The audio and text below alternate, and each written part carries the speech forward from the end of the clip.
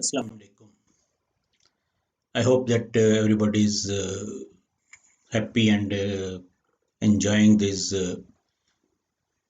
what we call as virtual lectures from our home or and today's lecture is on valvular heart diseases. We have covered so far aortic valve disease and mitral valve disease.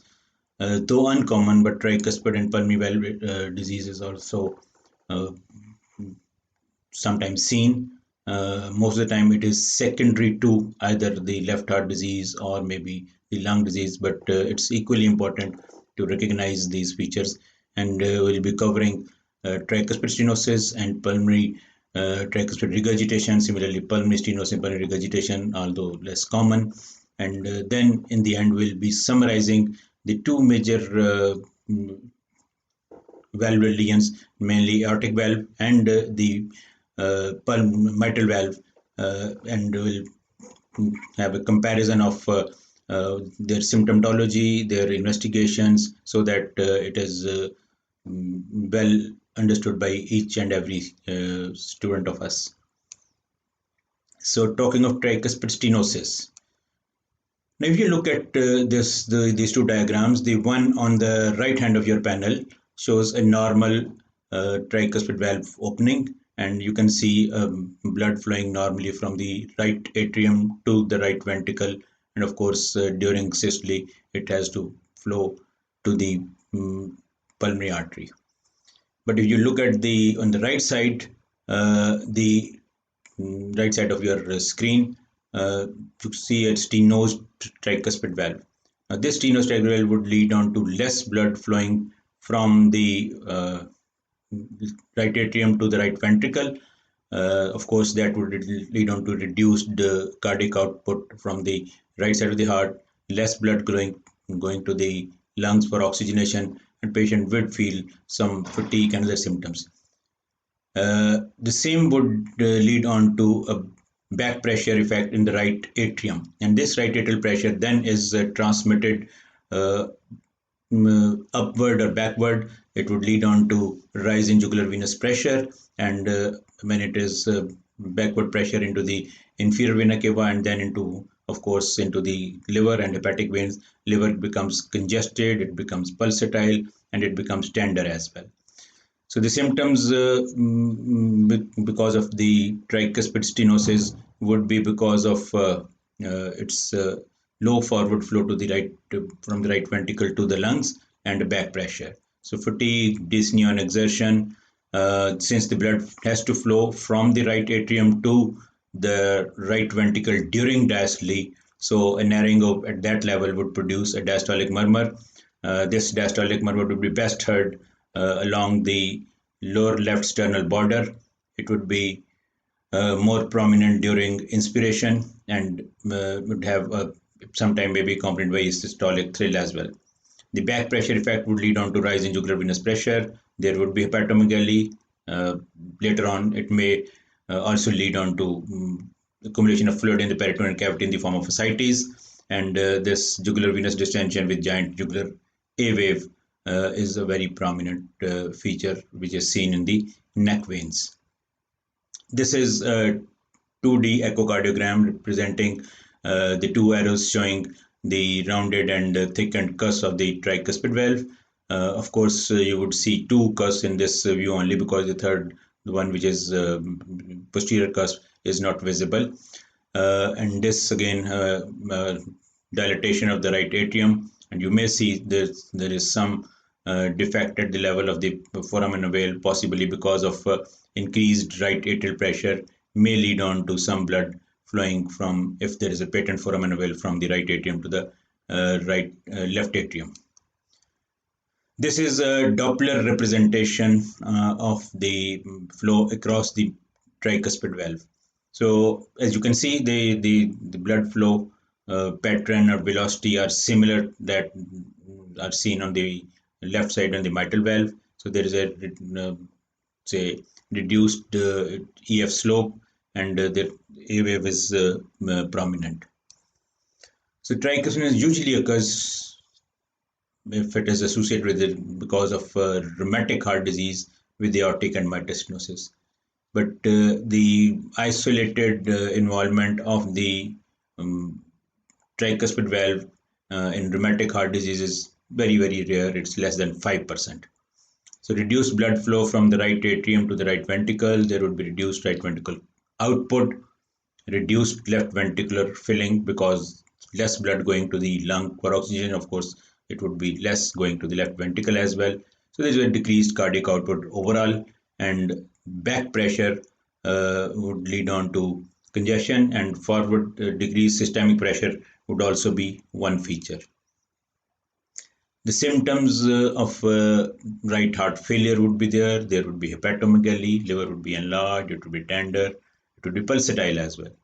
There may be ascites, there will be edema, and there will be distension of the jugular venous veins. And of course, when the atria pushes too hard to overcome the obstruction caused by the tricuspid valve, it would lead on to very, very prominent A wave in the jugular venous pulse. The patient may also have fatigue and hypotension. As we said, when you look over the physical examination, the JVP would be raised, and there would be a mid-diastolic murmur best at the lower left or right sternal border, and it would be made more prominent during inspiration. The management of tricuspid stenosis would be either valve replacement, depending upon how much this valve area is reduced, how much the valve anatomy is disturbed, it is calcified, or it is repairable or not. If the valve is pliable, you can undertake valvotomy as in case of mitral stenosis, and balloon valvuloplasty is another option available for management. Tricuspid regurgitation is relatively more commonly seen.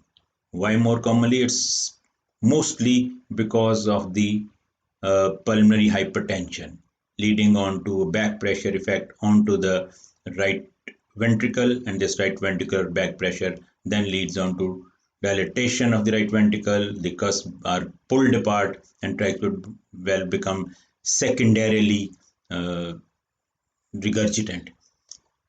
So tricuspid regurgitation can be seen in patient with mitral stenosis, which as a part of course of their disease develop pulmonary hypertension, and this pulmonary hypertension when transmitted would lead on to secondary tricuspid regurgitation. Tricuspid regurgitation can also be seen as a result of lung diseases or COPD, leading on to what we call as a cor pulmonale.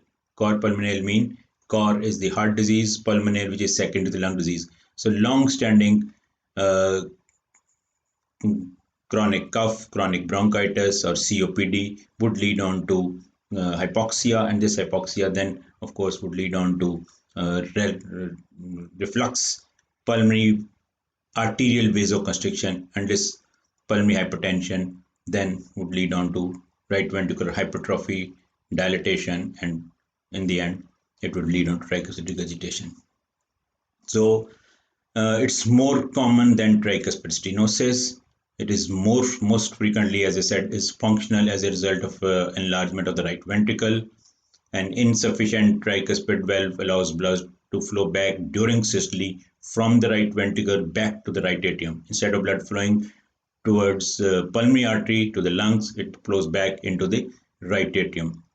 And then there would be a volume overload state for the right atrium, and the back pressure would be transmitted to the jugular veins, and they would distend, and the same would be transmitted back to the liver and hepatic congestion and all the abnormalities as a result of congestion of the liver, and of course secondary ascites, and as we described for tricuspid stenosis, they would also be there. But here the main effect is the volume, whereas in tricuspid stenosis it was more as a pressure overload type of a situation. This is again a representation of tricuspid pathology, like on the left side in the larger cartoon or the diagram, what you say is that during systole, tricuspid valve is closed and blood is flowing from the right ventricle to the pulmonary artery. But if you see on the inbox on the upper right corner of your slide, during systole, blood is flowing, part of it flowing towards the pulmonary artery where it has to go, but majority of the blood is flowing back to the right atrium. The causes of tricuspid regurgitation, I said, rheumatic heart disease is, as if you can divide into primary causes or secondary causes. Primary means that the valve itself is defective. So rheumatic heart disease, as we have been repeatedly saying, is a less common cause of a tricuspid valve pathology, because the order of involvement of various heart valves in rheumatic process is that the most common valve which is involved is mitral, and then aortic, and then possibly tricuspid, and very, very rarely the pulmonary. In fact, it can be involved in process of endocarditis. Again, endocarditis is more and more seen in patients like IV drug abusers, because in them they inject with the infected say syringes, or they share syringes from a patient, or they don't cleanse their arm before injecting, so they put in staphylococcal bacteremia is takes place, and the first valve which comes in this course is the tricuspid valve, which can involved in, so right-sided endocarditis is probably the more common cause of tricuspid regurgitation, particularly in IV drug abusers. Abstinent anomaly is another congenital anomaly of the tricuspid valve. In this condition, the tricuspid valve is set very low towards the right ventricle. So they have a very huge, large right atrium, low set tricuspid valve, particularly the septal leaflet of the tricuspid valve, leading on to very small right ventricle and a very large giant type of an right atrium. And of course, this pathology is associated with tricuspid regurgitation, as well as sometimes coexisting atrial septal defect. Another disease which can involve the right side of the heart and particularly the tricuspid valve is the carcinoid disease.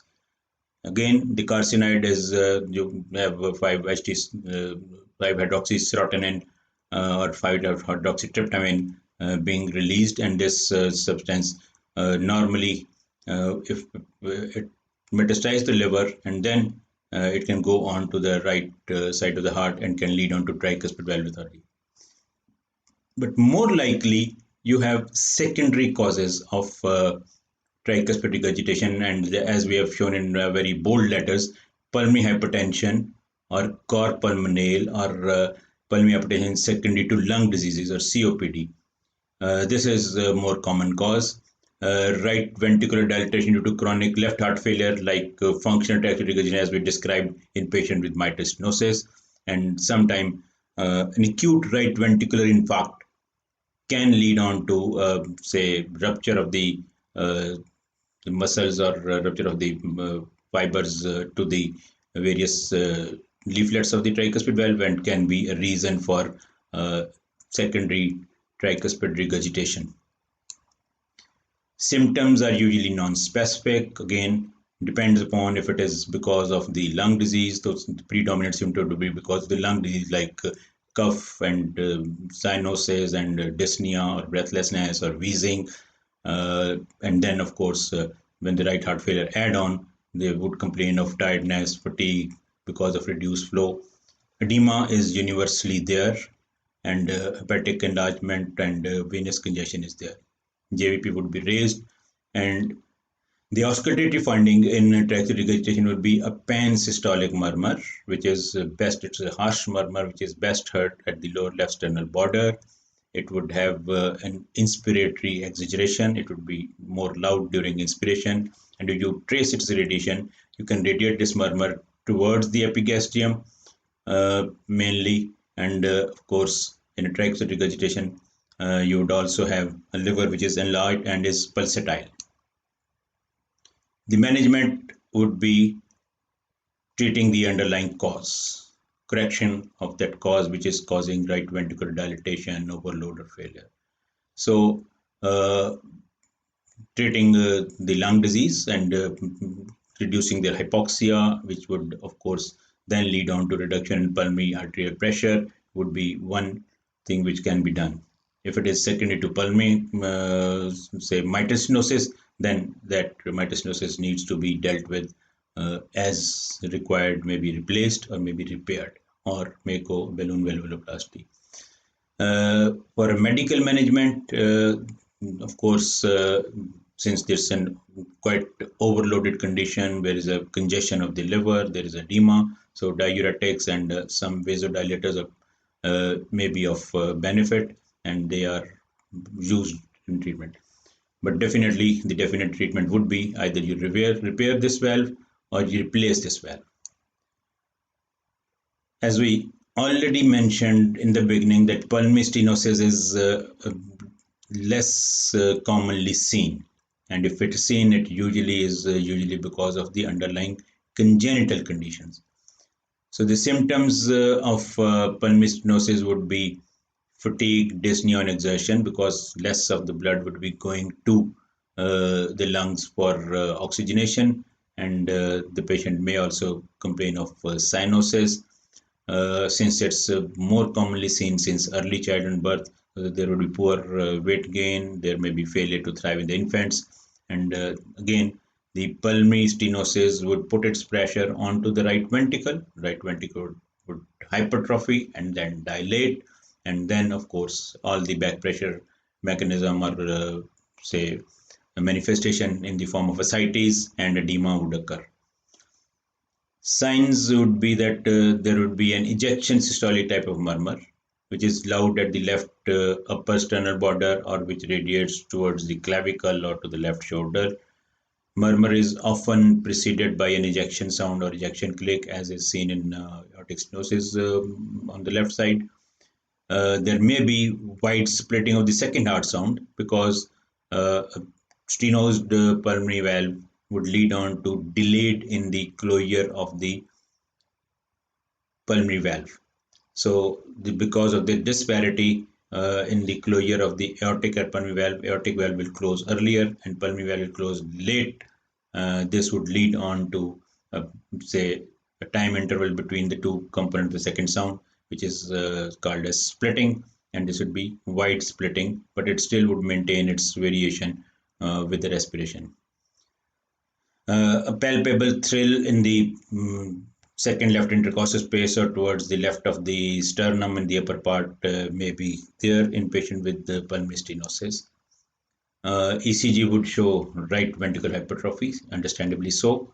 The chest X-ray would show a post-stenotic dilation in the pulmonary artery, which would be because of a high pressure jet from the pulmonary valve going to the pulmonary route and leading its main pulmonary artery being dilated. Definitive diagnosis would be made through a Doppler echocardiography, or that is the maybe investigation of choice. The management of a pulmonary stenosis, a mild to moderate isolated pulmonary stenosis, is relatively common and does not require any treatment. It is usually benign in course and usually does not progress. But severe pulmonary stenosis, of course, would require a percutaneous pulmonary balloon valvuloplasty or maybe surgical valvotomy.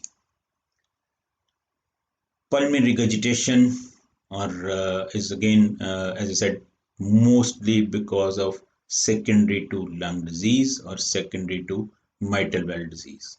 And this again can be classified as isolated pulmonary regurgitation per se is rare. It is usually associated with pulmonary hypertension, which may be, as I said, secondary to the disease of the left side of the heart, like mitral stenosis. It may be some primary pulmonary vascular disease, and occasionally it can be because of the Eisenmenger syndrome, in which it means that an initial left to right shunt after development of pulmonary hypertension becomes a right to left shunt leading on to cyanosis. Blood flows back into the right ventricle during systole, and the right ventricle and atrium would hypertrophy, and there would be symptoms of right heart failure. Now, trivial PR is or pulmonary regurgitation is a frequent finding in normal individuals and has no clinical significance. The physical finding in pulmonary regurgitation would be that P2 or component of the second heart sound would be palpable. There would be an evidence of right ventricular hypertrophy, which you see by placing your hand to the left of the sternum and looking for a right its elevation with each heartbeat. JVP would be raised. Now, when this pulmonary regurgitation is as a result of secondary to the mitral valve disease or mitral stenosis, it would be leading on to a early diastolic murmur at the base of the heart, and this murmur is called as a Graham steel murmur. Though P2 would be loud, and as I said, early diastolic murmur at second left ventricular space would be a more characteristic feature of pulmonary regurgitation. Treatment of pulmonary regurgitation would be treating the underlying cause. If it is secondary to mitral stenosis, treat that. If it is secondary to the lung disease, treat that. And if it is part of, say, more complex congenital conditions, you have to treat that condition or correct that condition. This ends are valvular pathologies. Some of them, as we said, are because of rheumatic heart disease. Some of them are because of degeneration.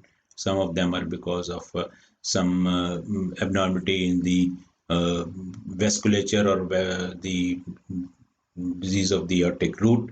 So, since the two more common lesions are involvement of the mitral valve, either stenotic or regurgitant, or involvement of the aortic valve, either regurgitant or stenotic.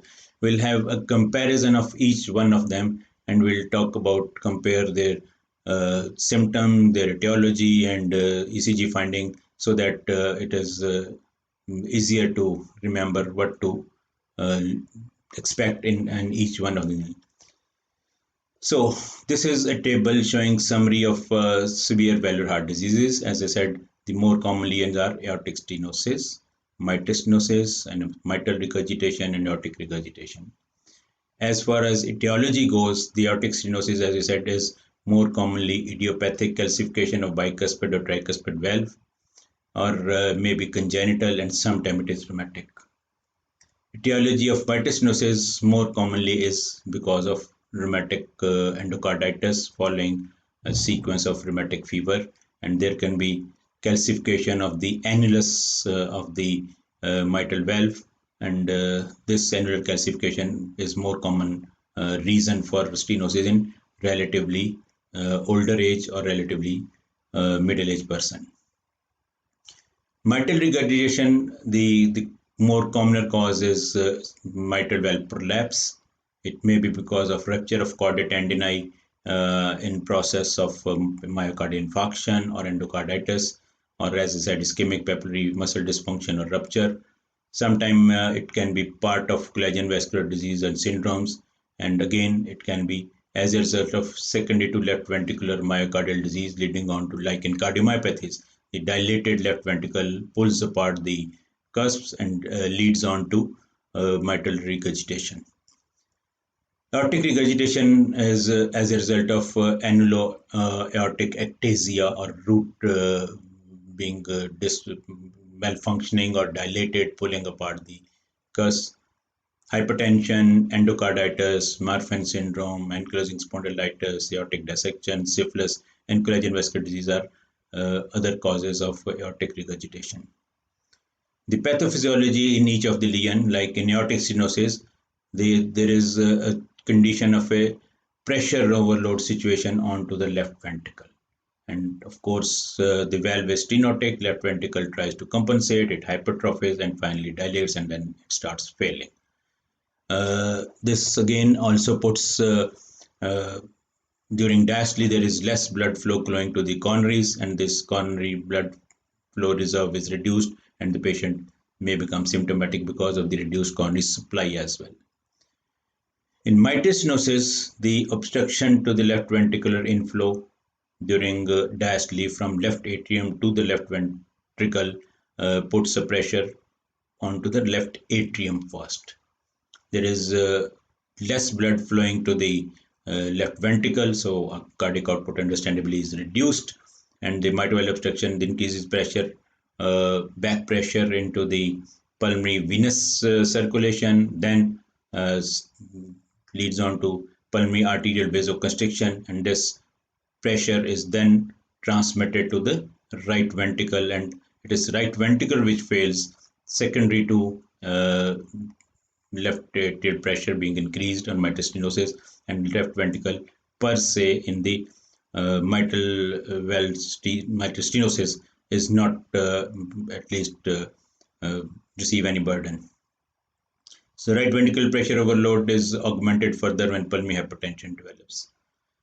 When you talk of mitral regurgitation, it places volume overload on the left ventricle.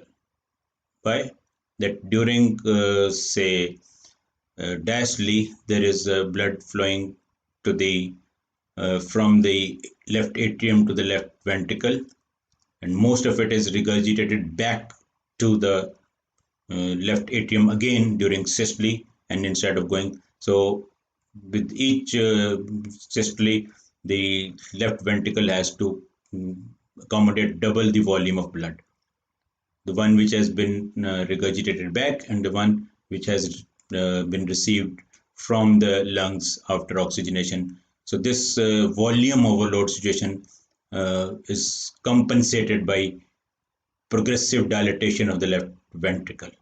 So eventually the left ventricle dysfunction develops, and this volume overload situation would lead on to left ventricular failure. As far as the aortic regurgitation, again we talked about that the aortic regurgitation can be either chronic or acute. A chronic aortic regurgitation, the stroke volume causes hyperdynamic circulation. This leads on to systolic hypertension and causes pressure and volume overload. Both pressure as well as volume is increased, and this compensated by concentric and eccentric left ventricular hypertrophy.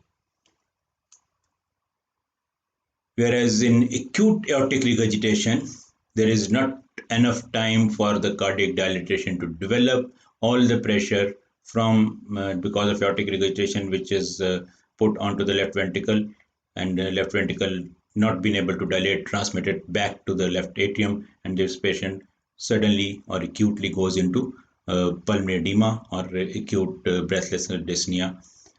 The symptoms in patient of aortic stenosis, as I said, the cardinal symptoms are angina, syncope, and heart failure. The symptoms in mitral stenosis are dyspnea, orthopnea, paroxysmal nocturnal dyspnea. Sometimes they may have hemoptysis as a result of pulmonary venous congestion and some of the venous pulmonary veins being eroded and become leaky. There may be hoarseness of voice as a result of left atrial enlargement, which presses upon to the left recurrent laryngeal nerve. And when this right heart failure sets in, there would be edema and sometimes ascites as well. Mitral regurgitation primarily presents at dyspnea, orthopnea, and paroxysmal nocturnal dyspnea.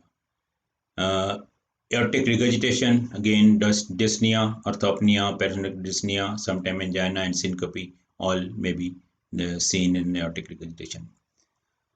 The signs in aortic stenosis are systolic ejection murmur, which radiates to the neck.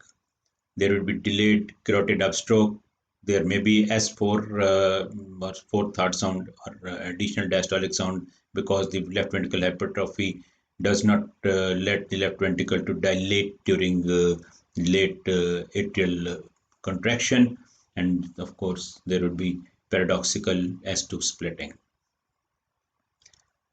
The symptoms, the signs in mitral stenosis are usually a diastolic rumbling, flowing murmur, and an opening snap, which is best heard at the apex in the left lateral position, and then louder in expiration.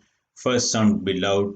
There would be an evidence of, depending upon duration and severity, the right ventricular hypertrophy, and P2 would be loud when pulmonary hypertension develops.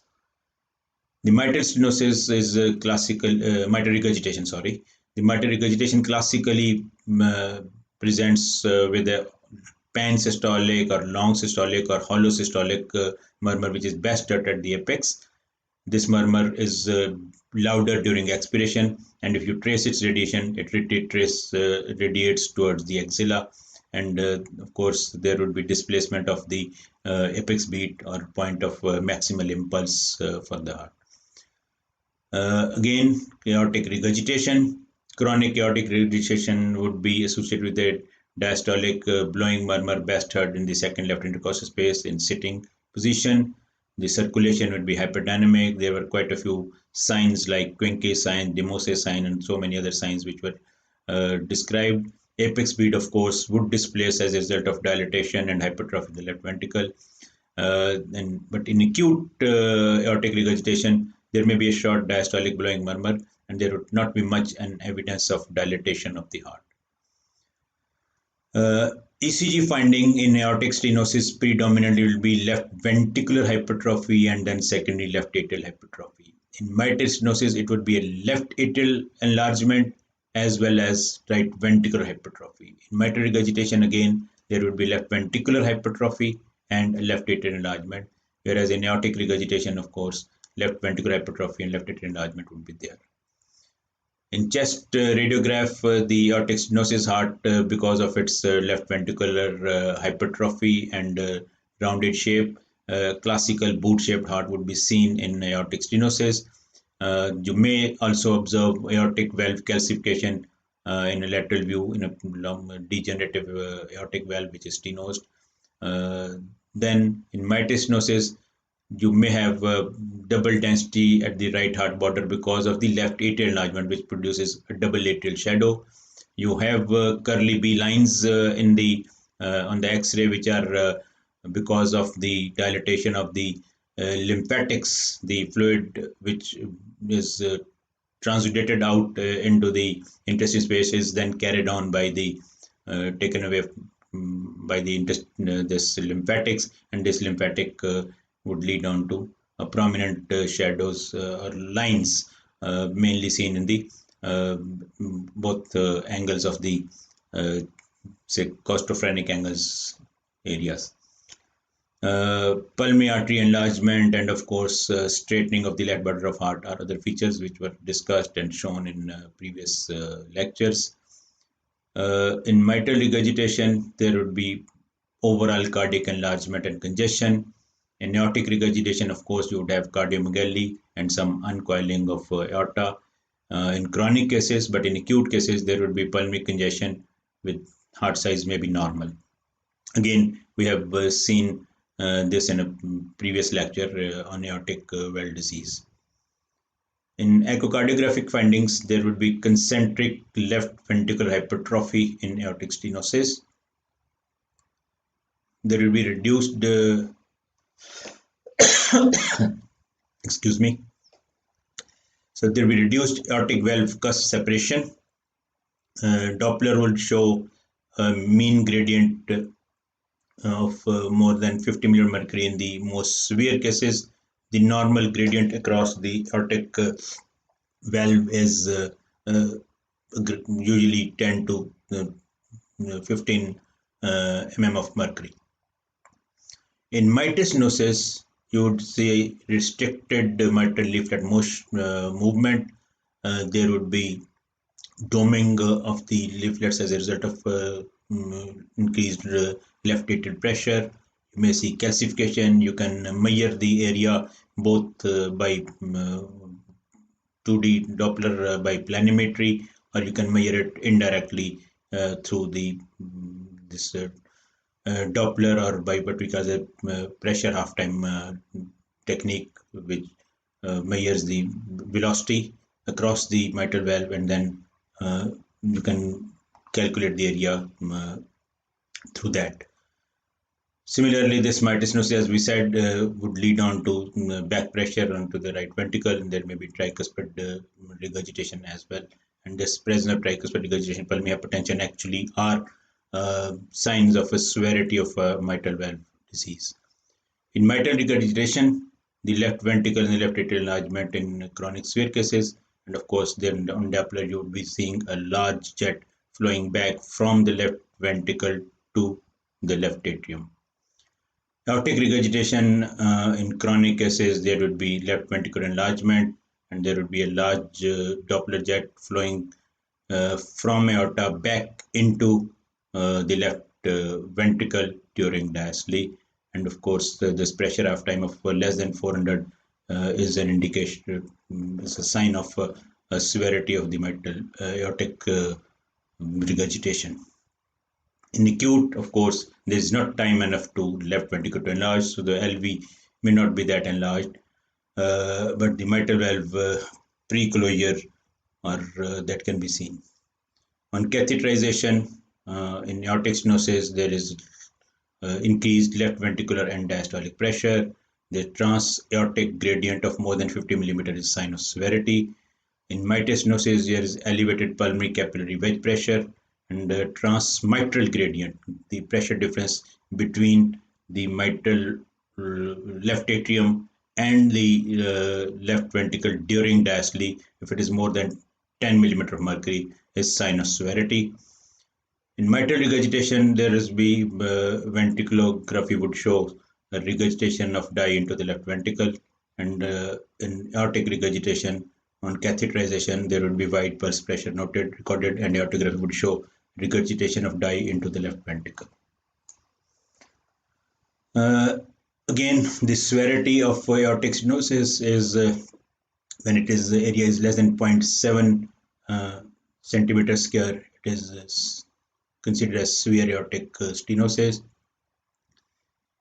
Mitral area of less than 1 centimeter square is a sign of severity.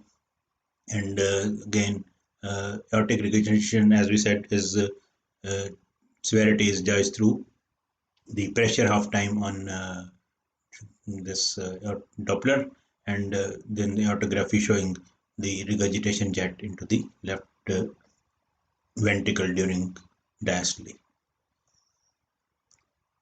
Medical treatment for aortic stenosis is that you don't give vasodilators, digitalis, diuretics, and nitroglycerin in inoperable cases. You initially use diuretic for milder mitral stenosis and when there are minimal symptoms. When they develop atrial fibrillation during course of their illness and because of enlargement of left atrium, anticoagulation becomes necessary to be given. Digoxin in those who are fibrillating, beta blockers to slow the heart rate, verapamil, diltiazem for rate control, they are used as a part of treatment. Again, mitral regurgitation is a volume overload condition, so the mainstay of treatment would be diuretics, and when they become symptomatic, vasodilator may also be used. Again, vasodilators and diuretics are usually initial mode of therapy in aortic regurgitation. Indications for surgery in aortic stenosis is if a patient is symptomatic with severe disease. Again, we talked about some echo, say, indicators that if you have a dilated valve area of less than 0.7 or a pressure gradient of more than 50 millimeter of mercury across the aortic valve, it becomes an indication for some surgical intervention. In mitral stenosis, again, when symptoms are more severe, when they develop pulmonary hypertension, and of course, when there is an atrial fibrillation developing, it means that the disease is severe and would need surgical intervention in the form of either replacement or repair or maybe balloon valvuloplasty. Mitral regurgitation when the ejection fraction is less than 60% or and systolic diameter of more than 45 millimeter echo is an indication for valve repair surgery. Aortic regurgitation again, an ejection fraction less than 55 and systolic diameter more than 55 in patient with chronic, but in acute, even mild heart failure or a mitral valve pre-closure would be an indication for surgical intervention. Thank you very much. We have covered all the valvular pathologies. Some of them are more important, like each and every one should be very much familiar with the mitral stenosis and its consequences. It's a very commonly short case in say exam. Similarly, the involvement of aortic valve and aortic stenosis and more commonly aortic regurgitation are again a very common short case in the examination, and you should be very much familiar with all the peripheral signs which we described for aortic regurgitation, and you should be able to answer that when we call a valve to be significantly stenosed and when there is an indication for surgical intervention or a referral to the competent cardiac service. Thank you.